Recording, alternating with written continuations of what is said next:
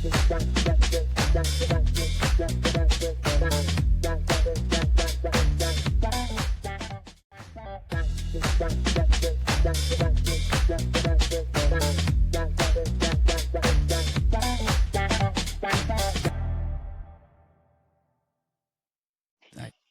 don't like having these fumbles in the beginning. So, we were just saying author, books. She has a trilogy. Well, it's actually 4 books, correct? Not a trilogy. No, it's 3. You got it. It's 3. Oh, okay. Yep. Okay. And why don't you tell us a little bit about the books? Yeah, absolutely. So I will be completely transparent. As I was saying before we got on live, I love that. Talking about the books is like the worst part of this job, which sounds very strange. And I want to acknowledge up front, it sounds very strange coming from like an author who put like a lot of time and a lot of effort into not 1, not 2, but 3 books. And when you ask her like, hey, tell us about the book, she goes completely like white blank slate. But I'm going to do my very best. So in a nutshell, the Legacy of the Four Trilogy is an adult romantic trilogy that basically blends Greek mythology with the legend of the Four Horsemen. It is set in a world where angels and demons and humans exist under this peace treaty that is held together by the Four Horsemen. Because I really like to make it a twist on they're not bringing about the apocalypse, they're actually these legendary guardians tasked with protecting humanity from destruction. One of my main characters, Shade Mercer, is forced basically back into this world that she had tried to leave behind when her childhood best friend and first love, Theodore Kennedy, reappears in her life after 10 years of being away. Only now he is this vessel for the Horsemen Death. He's carrying a ridiculous amount of power, and he takes her. The books go through, they're kind of categorized into like reuniting the Horsemen. He takes her on this journey to reunite the Horsemen and stop this, grand looming threat that is upon the world. And there's a dog, because I love adding animal companions. You gotta have a dog. And you gotta have, listen, you could throw any animal and I'll be happy, but for me, it was a dog. And so the journey that they take is one of basically uncovering a conspiracy of what happened and why they were separated and what happened. So. Very neat. Yeah, I'm glad you got the dog in there, because obviously we have Capone, who's our little mascot and our logo and everything, and that's Angela's dog, but he's my little nephew. Got it. Understood. I love the relationships, and I think that's solid. That's awesome. Yeah. What was one of the best mistakes you ever made while reading the Book of Revelation that sparked the idea for your Legacy of the Four? That's a great question, just because the entire concept of Legacy of the Four was based on a mistake in the Book of Revelation. So now, did you find that mistake, or was it something you heard about? No, it was my error. It was because I was not as knowledgeable in the lore and the mythos of this Christian story. And so when I read the line, I was floored. I was like, oh my gosh, what is happening? There's a cross collaboration of mythos with Greek. Like, why does Christian mythology have Greek in it? And so it was my error, because it obviously does not have Greek mythology in it. And so it meant something completely different than what I had interpreted it. But because I interpreted it the way I did, the story of Legacy of the Four became something very real to me, and I just kind of ran with it. I was just to give a little bit of backstory, I was on maternity leave at the time, so it was about 7 years ago. And I was, when you're on maternity leave, you're basically bedridden towards the end. And so I was binge watching TV shows and movies, and on one particular TV show, they mentioned the Four Horsemen. Now, I hadn't seen a lot of them in mainstream media before, and the way that they portrayed it in this TV series, I thought was really interesting. It was a really solid concept. And so I was like, I don't know a lot about them. Let me just go to where their origin is, which is the Book of Revelation. Opened that thing up. I got really excited about, me, who hadn't touched the book before, thought it was going to be like pages upon pages. It was maybe like a paragraph introducing them, and that was their big story into the Book of Revelation. But one line in particular said, and I'm going to paraphrase, so I apologize in advance, but it said, I looked, and there before me was a pale horse. Its rider was named Death, and Hades was following close behind him. And so in my brain, and I was a classics minor, the only Hades that I was familiar with was Lord of the Underworld in the Greek myth. And so I was like, what's happening here? I don't understand it. And it ignited within me a scene that stemmed the rest. I basically created a scene in my head and then was like, I need to build something around this scene. And it started a little bit kind of like a screenplay, and then it evolved into what is now the trilogy. I'm That's always like I'm always impressed by writers. I tried to do kind of like my own autobiography, but even talking about myself, I can't figure out like even how to start it. My son wrote a book already, and he's working on a second one, but I'm like, I just don't. I'm so impressed when people can sit down and put all these stories into these books that become, magical, sometimes. Yeah. And I think the thing, I'm going to be honest with it since we're all being transparent. I probably haven't read a book since high school, okay? Okay, that's okay. That's But- not true. But I do love the, I have friends that break my balls all the time about, I always say like, it's nice that they made a book out of that movie. And they stop and stare at me. It's like, that's not how it works. I'm like, I know, Yeah. I get it. Yeah, But I love that when you're reading a book, though, you get to imagine not what somebody's telling you. Like when you watch a movie, you have to accept what they interpret it as. But reading a book, you get to interpret the worlds and the colors and the people all by yourself. And that's what I think I like, what I really love about books. Yeah, me too. Me too. I like to have that creative control almost of like Yes. how I envision certain scenes playing out. Absolutely. So now you were saying that that line that you just gave us, that was kind of like it created your picture. It started the whole, writing of your stories. Now, when you write your books, did you start with like book 1 first, or did like you come up with number 4 first and then you kind of did another story? Like how does that whole thing transpire? Like how do you, like, did you decide that you were going to do a trilogy and have, the books along with it, or did you just decide on the one line and brought you to the one book? Perfect. I was all over the place in the beginning. There was no structure to how I approached this. I just knew I had a scene and I was like, how can I write about this scene? In what way? And the first attempt was a screenplay. I wanted to, because I could see it so clearly in my head, I was like, it makes sense to write a screenplay of it. That way I can kind of just put things where they go and then eventually get to the scene. The story had a mind of its own. And so we know screenplays are basically like 90 minutes. So maybe 100 pages, couple hundred, like 100 and some pages, if any. This did not stop at the required screenplay amount of time. And so I just kind of kept going. And that's when I realized, like, all right, maybe it's not screenplay material. Let's just start typing it out. And so the first book came alive because I basically took my screenplay and transitioned it into like a novel format, right? A novel narrative, which shows in book 1. I'm not ashamed to say that at all.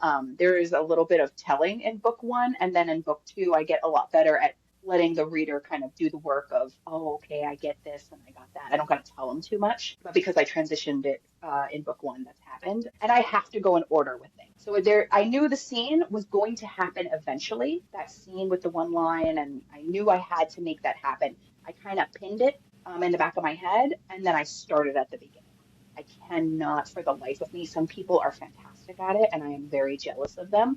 You can kind of like jump and like write book 2 and then be like, oh, I'll figure out book 1, or I got the ending already. I went in chronological order, Okay. knowing a little bit about what the end was going to be. Because I did feel like if I'm going to commit, I want to make sure I have something completed in my head. So I knew the ending, I just had to get there. I did it chronologically. Hey, Tanksters, this is Dangle chiming in.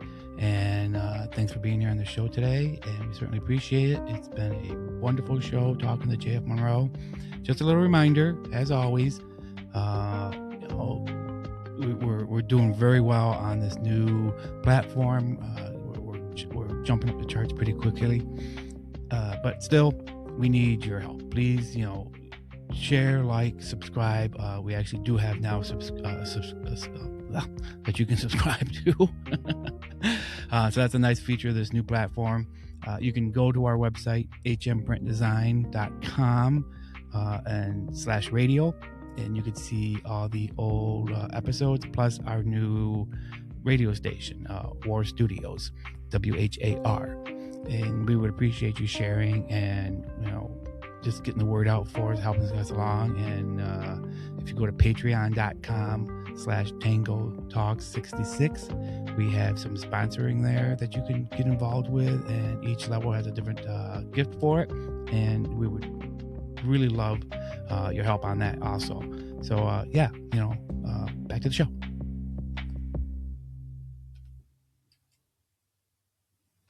Nice. Well, see, and I think that's it with all of the writers that we've talked to.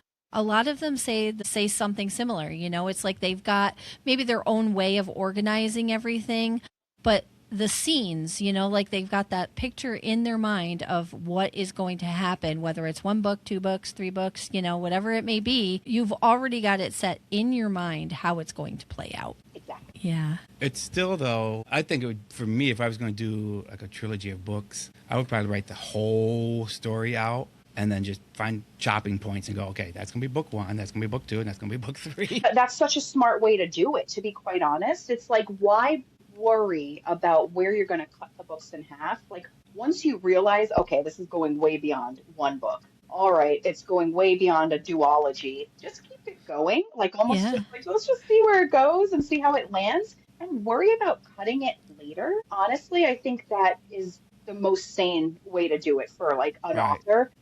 Because once you start to like get in the little muddy details, it stops the writing process. And the writing process is, the most important part. Like, get it all out on paper, then go back and fix it and go cutting it and chop things and, make refine scenes and things like that. But the most important part when you're writing, just get it on the paper. Yep. Yeah. I think my son's first book was probably like, where's the camera? Like that thick. And I was like, I love you, kid, but that's a lot for Dad to read. That's a lot. That is may I ask, like, what kind of genre his book is?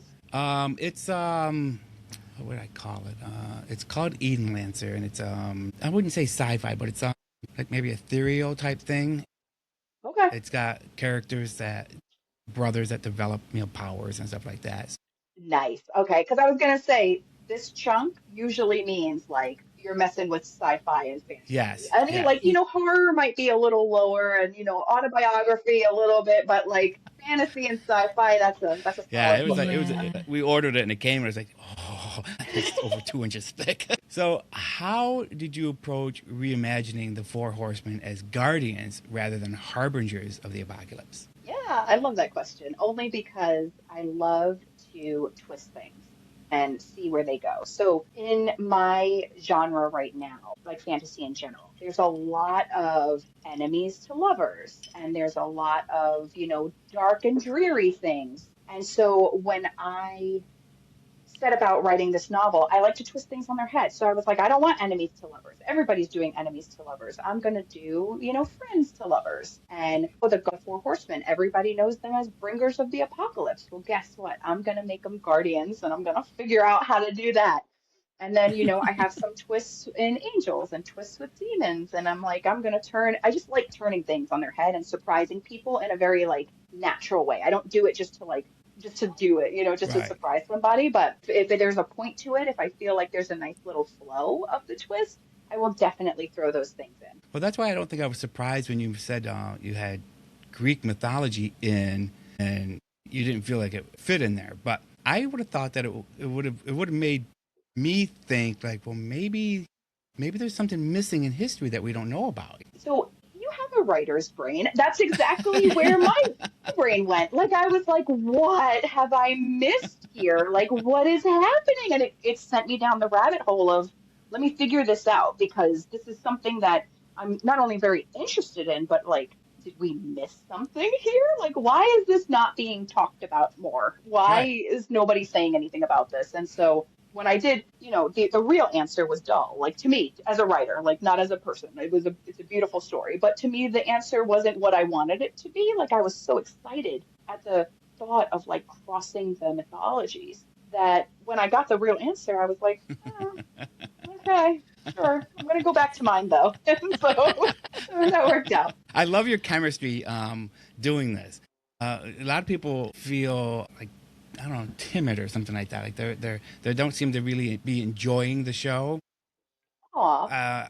I don't. Yeah, I mean, you definitely are having a great time talking about your whole process of the book, which is wonderful, and we love that. Which kind of brings me to a point, too, with your personality, because your personality is kind of, it reflects right here, and we see you, we can see, the smiles on your face and that kind of stuff.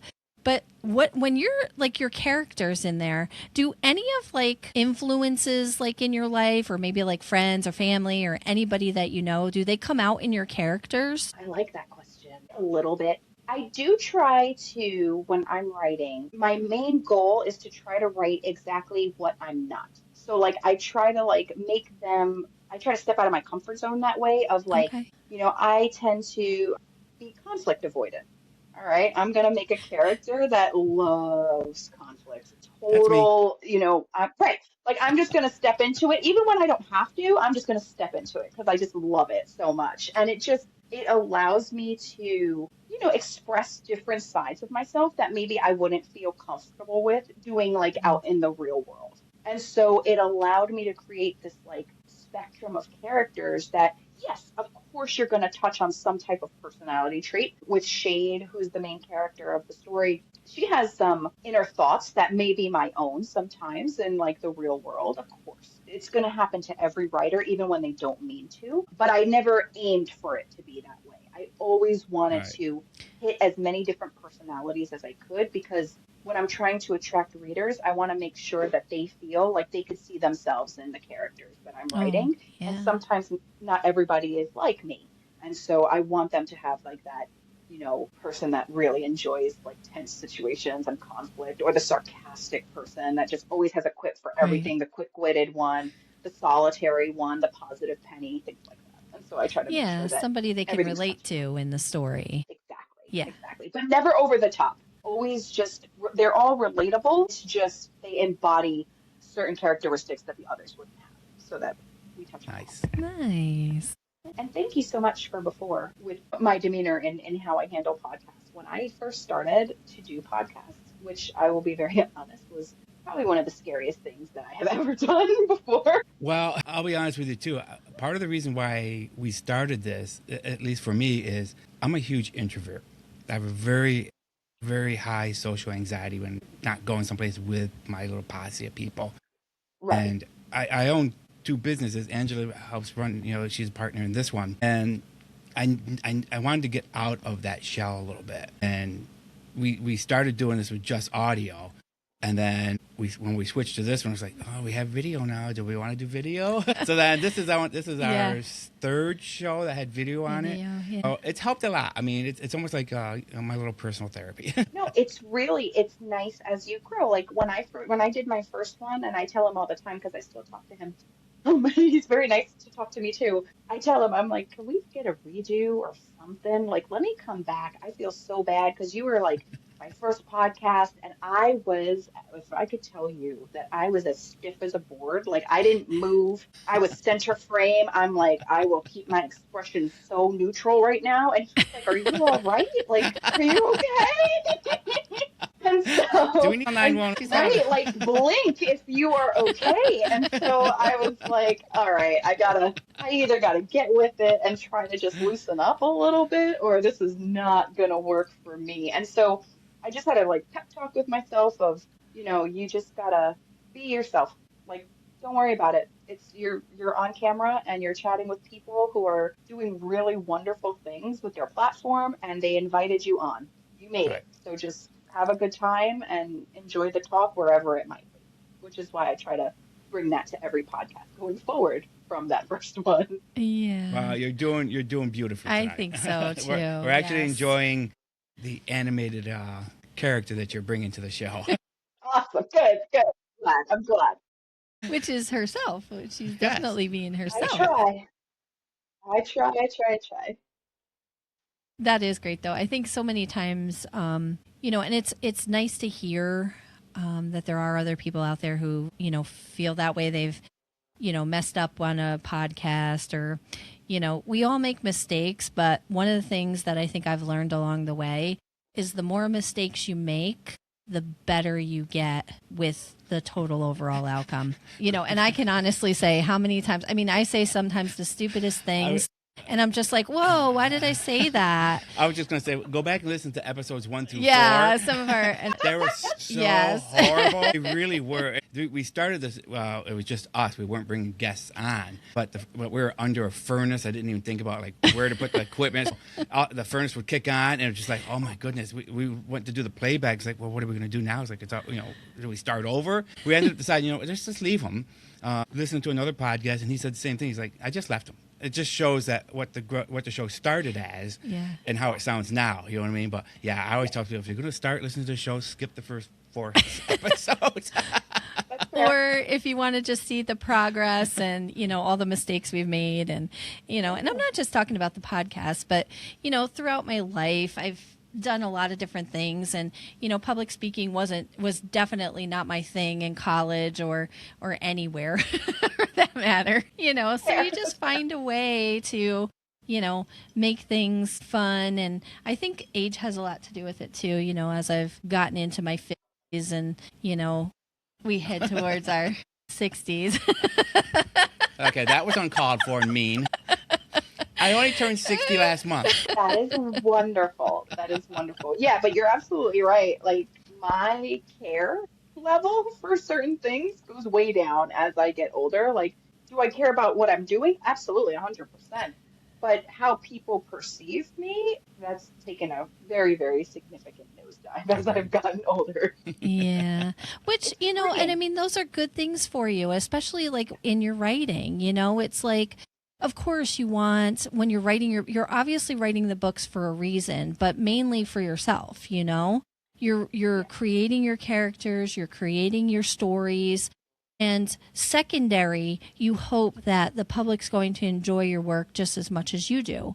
I mean, is that fair? When I first started writing the trilogy, it was just for me. I was not planning to publish until I had finished the first book, and I was kind of heading into the second. I'd say maybe midway into the second, where I was like, this is forming into something, and like, maybe I can look into self-publishing it. Just because I thought that it was pretty original, and I thought other people would enjoy the story as much as I was enjoying writing it. But when I first started, you hit the nail on the head. It was just for me. I was very much enjoying myself. There was no pressure. There's still not really a lot of pressure, but there was no pressure for like, anybody to read it, because nobody's eyeballs were going on it except for mine. And so even when I went back, I would delete whole chapters. I'd be like, no, I'm starting over. It was such a freeing concept of, this is a beautiful creative work of, masterpiece of mine that I am thoroughly enjoying. Nobody's seeing it but me. No pressure whatsoever. If I wanted to store it away in my laptop forever, I could, and nobody would be the wiser.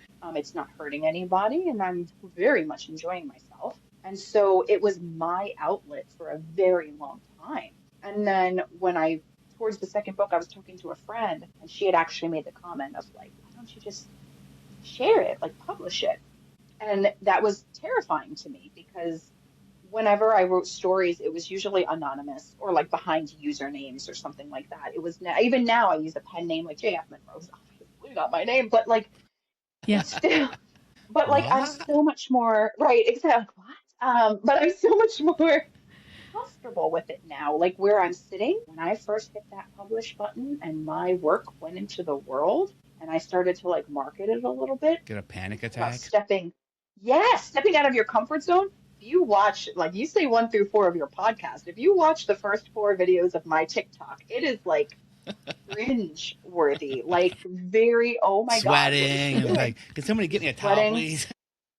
And I used to get off of those TikToks and be like, I did it. I did good. I got it out there and it's fine. And we're fine. Everything's fine. But yeah, like when it started, it was just for me. And now it's kind of in the motion of, I'd like to share it with other people, because I do think it is a story worth telling. And I think people would enjoy it. Absolutely. So my curiosity is, I've never asked this to anybody before. You just said you delete whole chapters. Do you still keep like all those old revisions in case you want to look back at something and go, maybe I'll use that chapter somewhere else? Yes. So it usually, for me, if I like it, I like it. And it'll usually stay where it is. Or I hate it. And I'm like, I will never use this. What was I even thinking writing this? And it'll be deleted. There were 2 chapters that I was actually really happy that I kind of had that moment of like, well, don't love it here, but let me just like paste it onto a different document and maybe I can bring it back later. And the flow of my writing did allow for those scenes to return and they did make it into the final book. And I was very happy about it. So I would definitely tell people, because again, I could be impulsive sometimes. And so like, I love pressing buttons, press delete just as much as enter. And so I'm the first person to like press that delete button if I don't like something. I was really, really happy that for at least those two chapters, there was something that was like, let's hold on, don't press the delete button, paste it over here in this document. You might never open it again, but it's there and you can use it. And I was really happy about using it. Both of them, one more than the other, but both of them at the end of the day. I think if I was trying to write a book, I'd have to have a whole directory of like dump stuff. Yeah, well, throw that back in there. Maybe I'll look at it and start over again. Yeah, absolutely. I had things pasted in different documents. I also had a little notebook because I will say, and this sometimes escapes people, you got to remember eye colors. And when you're deep in like book 3 and you're like, what was this person's eye color? Or like, you got to remember how you describe them, which if when people do read my book, they will notice that I don't go heavy on the descriptions of the characters. I really give the very basics and I like to allow the reader to kind of imagine them how they want to. It kind of goes with that, I hope you see yourself in these individuals. So I don't go too into detail with them. But one thing that I was very big on was their eyes, because their eyes played a very big part in the story. And one of their eyes, I don't know why I did this to myself, but she had chartreuse eyes, which is like a yellow green. Yeah. Writing that word, let alone remembering that her eyes were yellow green. I was like, why? Why did you do this to yourself? I run a printing company, and when people ask for that, like chartreuse color, it's like, how do you spell that again? I was like, it is how a do you mess spell of that? a word. It's an absolute mess of a word. Sometimes in the book, you see, I just put yellowish green. Check it out. Oh my goodness. But it's a crazy word. And sometimes I got lazy and you'll just see yellowish green. Like, I'm like, her yellowish green. I'm like, let's just go with it. I'm not writing out. Just as good as chartreuse. Exactly. You mentioned one time that destiny isn't just what happens to us, it's what we choose. How do your characters like Theo and Shade embody this philosophy? Love that question. Only because a big theme of the trilogy is destiny versus choice, like freedom of choice. Theo is tasked with something. He has to complete this mission. And a lot of his thoughts, his inner thoughts, come from, well, I have to do this. This is what I was meant to do. This is why I'm embodying the horseman death. Like, this is my job to do it. Whereas Shade makes a lot of questionable choices that really put the destiny portion into question for Theo. And so it's a battle of it's like this duality of which one is it? Is it destiny? Is it choice? Is it a little bit of both? Does choice lead to your destiny? And I love playing with that ever since I watched Terminator 2. A long time ago. Yes, because that movie will always send me down the rabbit hole of like, did he know he was sending his best friend back to be with his mother? But then how did he know if he was a child back then? It drives me crazy. And he wouldn't be here if he didn't do that. And he wouldn't be here if he didn't do that. And so it's just like, I'm not even going to go any further than that because I could, but I will not do that. But I love like talking through that with people. And so I use Shade and Theo as like a catalyst of the themes that I'd like to talk about, but don't really talk about it too much with people. And destiny versus like fate versus choice is a huge theme in this. Hey, Tanksters, it's me, Tango again, chiming in. Just another reminder, I know we get annoying asking this all the time, but our new platform does allow you to subscribe to the show, which we hope people start catching on that we move from one place to another. Another thing is Tankster gear should be hitting the store within the next week. So hopefully, you guys will start buying some of that stuff for us. And we will be at, not this show, but our other business, HM Print and Design, will be at the Waterville Craft Fair this weekend coming up. I think that's like April 18th. And we will be on spot live engraving all sorts of different projects for you. So if you want to come in and get a nice gift for somebody, that'd be awesome. We can, laser it on the spot for you. It usually takes maybe, 5 minutes, depending on the design that you choose. But we hope to see you guys there, and we appreciate you guys. Love you all for listening in, and thank you for making this podcast come to life. Yeah, thank you. Back to the show. It runs through. So when it came to finding the publisher of your books, was that an easy thing for you to find? Or the only reason why I'm asking is because a lot of our guests who have written books have had some struggles with that part of it. Did you also have that same struggle in finding somebody to actually put it out there? So no, but only because I'm Nice. self-published. So I did it all by myself. I Okay. went on. So what you can do is you can do something called independent publishing Okay. or traditional publishing. And so traditional publishing, those authors hit the nail on the head, like they are correct. It is hard right now, especially let's say if you're doing like fantasy genre. That is so hot. It's oversaturated in the market. Everybody is writing a fantasy book at this current time right now. And so the traditional publishers and literary agents are being absolutely inundated with query letters of all different types because everyone's shooting their shot, which I totally respect. But they are only one person. It's only one publishing house that can look at so many query letters. And so it's really a luck of the draw. It is, timing is everything. It really comes down to that.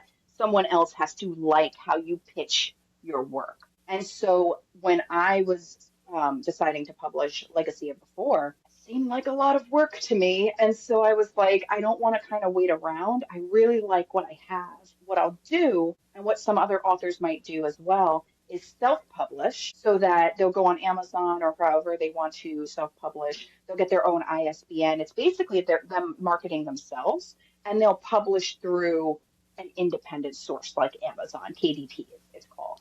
And so that's how I got Legacy of the Four uploaded. You got to go get your own book cover. You got to create. You basically are doing everything a publishing house is representing you for. But you could always revisit traditional publishing, which is kind of what I'm doing now. So my books are out there. They are complete. They are self-published and they're good to go. It's under you get to create your own publishing house, which I thought was actually really fun. I came up with a really lame one because I was on a real strict deadline. And so it was like JF Publishing or something like that, where I could have had a lot of fun with it. But what I'm doing now is just sending out queries and just saying hey, I'm self-published. I got this on Amazon. It's out there. It's a completed trilogy, but would you be interested in, perhaps taking me on or considering me for, traditional publishing?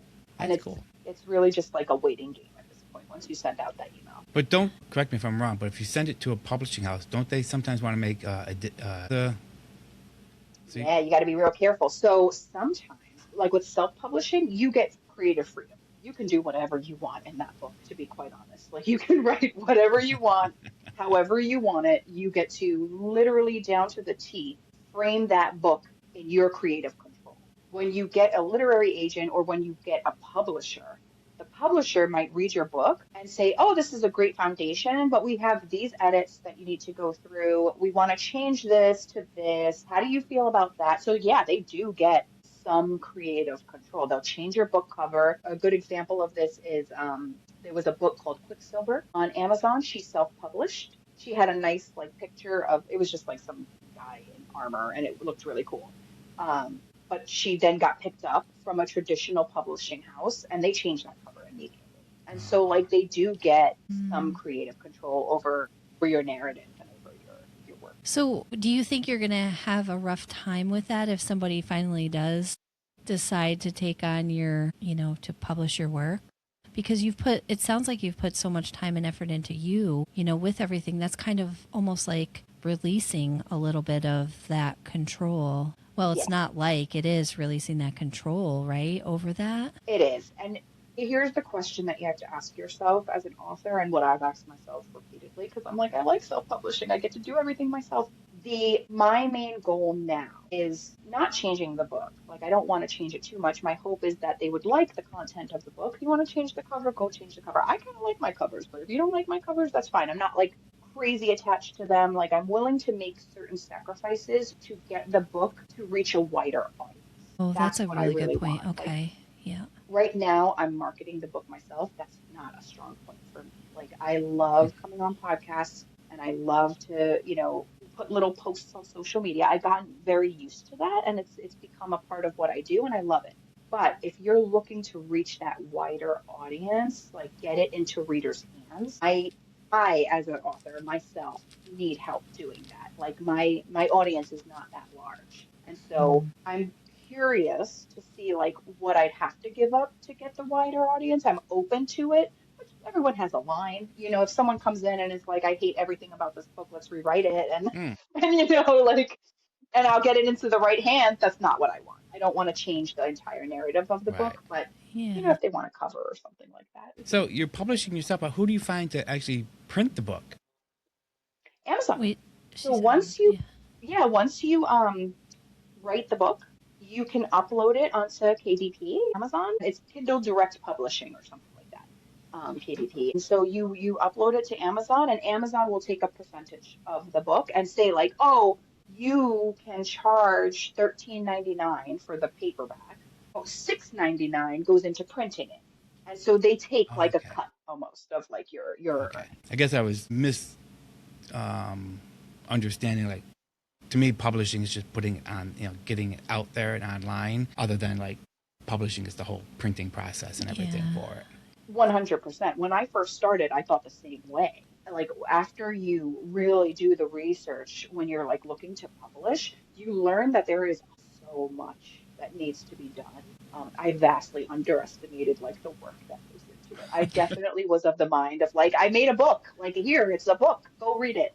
There's like 50 different things you got to do before you can get it uploaded into that. So it takes a while, but Well, thanks for it was explaining worth that to me it. because I was like, well, she's publishing it. How does she get it printed? Yeah. Yeah. No problem. Got it. Okay, so without giving too much away, what is next for you? Are there other myths or realms that you're currently exploring? Maybe. Yes, crazily enough, because when I finished the Legacy of the Four, I went into like a slump. Um, I was just not happy that I finished it. Like I was happy, but then there was like this real sense of loss because I've been spending a lot of time in like this universe and I've been spending a lot of time with these characters and I'm like, are they just going to go quiet? Like what happens now that I'm done with these books? Like what do you mean I can't have like internal conversations in my head about with these characters? Like that's not going to work. I got to say I do goodbye the to this same thing with dog. Are TV you shows kidding when me? you watch them for like 10 years. When the series ends, Yes. you're like, well, what are they doing now? And you have to tell them, it's like, well, they're not real. I You have to like reason with yourself, like, okay, they're not real. But still, what are they doing exactly. right now? Right, like why though? Why? It could have went for another season. And so I got into a real major slump about that. And then after a while, I would still market, and then I decided to like, maybe I'll check out Tribe Publishing. And you just kind of wait. Like sometimes ideas just pop into your head, and you make sure you take them down. I am working on something. It is going to stay with my eyeballs only, but because it's like nothing is, it's just words on paper at this point. Like it is in the very, very beginning stages. I'd love to explore something with like the supernatural again. Like I'd like to dive back into that world. I'd love to do vampires, but there's so many vampire books and movies out there. And so I don't want to do something that I can't put an original twist on, and that's really difficult with Right. vampires. Everybody has been doing it real well, Yeah.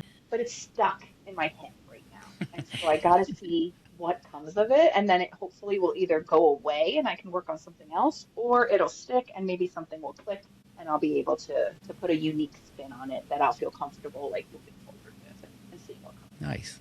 So we do this thing on the show that we've kind of let slide away, and we have this little jar, and it's got these really absurd questions in it. And we pull one out, and I'll let Angela pull a tab out. Okay. And then Now, we'll I feel bad ask doing this you- to her now because we've had so much fun with her. But All right, it's okay. I'm ready. I told you I made the mistake of saying I'm an open book and I'm ready to talk about anything. Great. So we'll pull out one of our absurd questions and we'll ask you. And we just love to get the... You're not under obligation to actually answer them, but But honestly, this might be right in your wheelhouse. If animals could talk, which species do you think would be the rudest? Okay, I love this question. I feel like cats are just too easy. Hold on, let me think. no, I think cats are rude. I do too, but like I feel like that's such a cop-out answer because they kind of tell you they're rude. Like they're like, no, we're. You know what? I'm gonna say a pelican. A what? A I parrot? feel like a pelican. Oh, a pelican. I can see that. I feel like they would be rude. Not as rude as cats. I do feel like cats are number one and will tell you that they are rude. But pelicans give me a very rude vibe, like a petty rude vibe. I love it.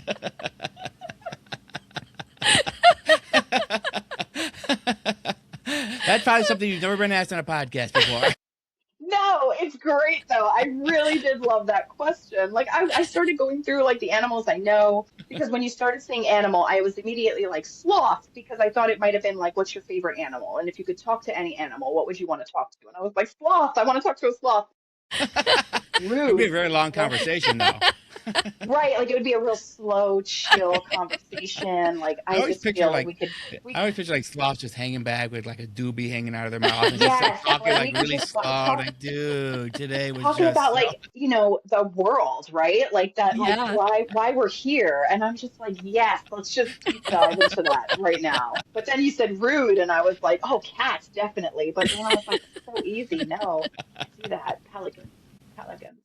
Awesome. Well, JF Monroe, we certainly appreciate having you on tonight and Yes. appreciate you taking the time out and being on our humble little show. And with the next book, maybe you'll come back and see us again and we can talk more about that. And that'll give us the opportunity to read this book, the trilogy, because I'm actually looking forward to reading this. Aw. And I'm so excited. We got so many books now that we've been talking to authors on order. I and know, coming it's in. been so wonderful. And like I said, I haven't read a book since high school. I've got a lot of reading to do. You got to start belting them out. You got to do it. You That's are at right. least in for an interesting ride when you Yeah. when you read those books. So that's awesome. Again- Thank you so much for having me. I really appreciate it. Oh, you've been a delight, and we appreciate it. Yes, thanks so much. Have a good night. You too. Bye-bye. Bye. And that's it for the show tonight, everybody. We certainly appreciate you tuning in. Great show. We really appreciate JF Monroe being here tonight. One last time, if you want to be on the show, you could go to hmprintdesign.com/tangle_talks. We have an online calendar, so you can sign up yourself, or if you're on Podmatch, it's even easier. You just seek us out and do a match with us, and we are happy to oblige. Not saying we do everybody, but we get a lot of people from there, and we certainly appreciate that platform as well. If you like the show, please, as always, like, share, follow us. We really need those points this time around as we're trying to rebuild up our rating that we had before. Hopefully, we don't have to switch ever again, because that was a nightmare and really cost us some time. But again, we appreciate you guys, love you, and thanks for making the show possible.